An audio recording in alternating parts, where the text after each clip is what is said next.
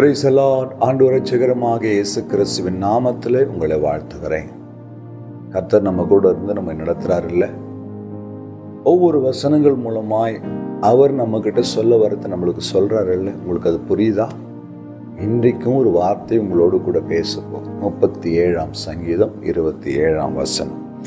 தீமையை விட்டு விலகி நன்மை செய், என்றென்றைக்கும் நிலைத்திருப்பாய். வார்த்தையை கவனிச்சு பாருங்களேன். தீமை செய்யறதை விட்டுட்டு நன்மை செய், நீ என்றென்றைக்கு நிலைத்திருப்பாய். ஆண்டவர் விரும்புகிற காரியம் அது. சில பேர் சொல்லும் போது வேடிக்கையா சொல்லுவாங்க, நீ மற்றவங்களுக்கு நன்மை செய்யலனாலும் பரவாயில்ல, ஆனா தீமை செய்யாம இரு. கவனிச்சிருக்கலாம் அந்த வார்த்தையை. நம்முடைய வாழ்க்கையில கூட ஏதோ ஒரு சூழ்நிலைகள்ல மனிதர்களால பாதிக்கப்பட்டிருக்கலாம். அன்னைக்கு அவங்க என்ன பேச்சு என்ன பேசினாங்க தெரியுமா பாஸ்டர்? அவங்க என்னை எவ்வளவு அவமானப்படுத்தினாங்க தெரியுமா பாஸ்டர்? எங்களை உதாசீனப்படுத்தினாங்க தெரியுமா பாஸ்டர்? ஒன்று தெரிஞ்சுங்க, அவங்களுக்கு தெரிஞ்சதை அவங்கள செய்யறாங்க. உங்களுக்கு தெரிஞ்சதில் என்ன தெரியுமா? அவர் நன்மை செய்கிறவராய் சுற்றி தெரிந்தார். நான் ஆராதிக்கிற தேவன் நன்மை தான் செய்ய தெரியும். ஆகையினால அவருடைய பிள்ளையாக எனக்கு அதுதான் தெரியும். என்னுடைய ஊழிய பாதையில கூட அநேக இடங்கள் அவமானப்படுத்தப்பட்டிருக்கிறேன். அநேக நபர்கள் நம்மளை காரணமே இல்லாம பாய்ப்பாங்க. ஏன் நம்ம மேல அவங்களுக்கு கோவம்னு கூட தெரியாது. 1000 காரணம் அவங்க சொல்லலாம். ஆனா கர்த்தர் பார்க்கிறார்கள் எல்லாத்தையும். வலிக்கும், உள்ளத்துல கஷ்டம் இருக்கும்.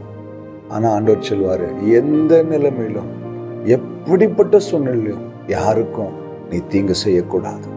ஏன்னா நான் உனக்கு அவ்வளோ நன்மைகளை செய்திருக்கிறேன். நீ பண்ண பாவத்தை அக்கிரமத்தெல்லாம் மன்னித்து இன்றைக்கு உன்னை நான் ஆசீர்வதித்து வைத்திருக்கிறேன். எந்த நிலைமையிலும் யாருக்கும் எந்த தீங்கி நீ செய்யக்கூடாது. எத்தனையோ முறை ஆவியானவர் என்னோடு பேசி இருக்கிறார். அந்த வார்த்தை இன்றைக்கு என்னை ஒரு ஊழியக்காரனாய் நிறுத்திருக்கிறது. ஊழியத்தின் பாதையில கூட இப்படிப்பட்ட மனிதர்கள் நமக்கு தீங்கு செய்யும்போது ஆண்டோடு செல்வாண்டவரே, சமயம் கிடைத்தால் அவர்களுக்கு நன்மை செய்கிற வாய்ப்பை எனக்கு கொடுங்கப்பா. என் அன்பு தேவ பிள்ளைய, நம்ம நெடுநாள் நிலைச்சு நிற்கணுமா? நெடுநாள் சுகபலத்தோடு இருக்கணுமா? ஆசீர்வாதத்தோடு இருக்கணுமா? ஆண்டவர் விரும்புகிற ஒரு வாழ்க்கையை வாழணுமா? ஒன்னே ஒன்று செய்யுங்க, தீமை யாருக்கும் செய்யாதீங்க, நன்மை செய்யுங்க. உங்களுக்கு தீமை செய்ய வாய்ப்பு கிடைச்சாலும், மற்றவர்களை பழிவாங்க வாய்ப்பு கிடைச்சாலும், குத்தி காட்டுவதற்கு வாய்ப்பு கிடைச்சாலும், சொல்லி காட்டுறதுக்கு வாய்ப்பு கிடைச்சாலும் ஒரு நாளும் செய்யாதுங்க. எனக்கு தெரிஞ்சதெல்லாம் என்னால முடிந்த நன்மையை செய்கிறேன், முடியாவிட்டால் பேசாமல் போகிறேன். கர்த்தர் பார்த்துக் கொள்வார்.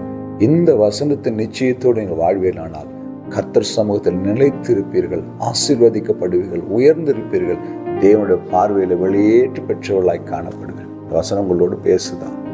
ஒப்பு கொடுங்க, கண்களை மூடுங்க. அன்பும் இரக்கமுள்ள ஆண்டவரே, இந்த வார்த்தைக்காய் ஸ்தோத்திரம். இந்த வார்த்தை கேட்கிற ஒவ்வொரு உள்ளத்திலும் கர்த்தர் பேசுகிறார். அப்பா, தெரிந்தோ தெரியாமல் நாங்கள் யாருக்காகிலும் தீமைகள் செய்திருந்தால் இயேசுவே இந்த காலை வேளை எங்களை மன்னியும், இரக்கம் செய்யும். ஆண்டவரே, நன்மை செய்ய எங்களுக்கு உதவி செய்யும், காத்துக்கொள்ளும். இயேசு கிறிஸ்துவின் நாமத்தில் பிதாவே, ஆமென். அல்லேலூயா. God bless you.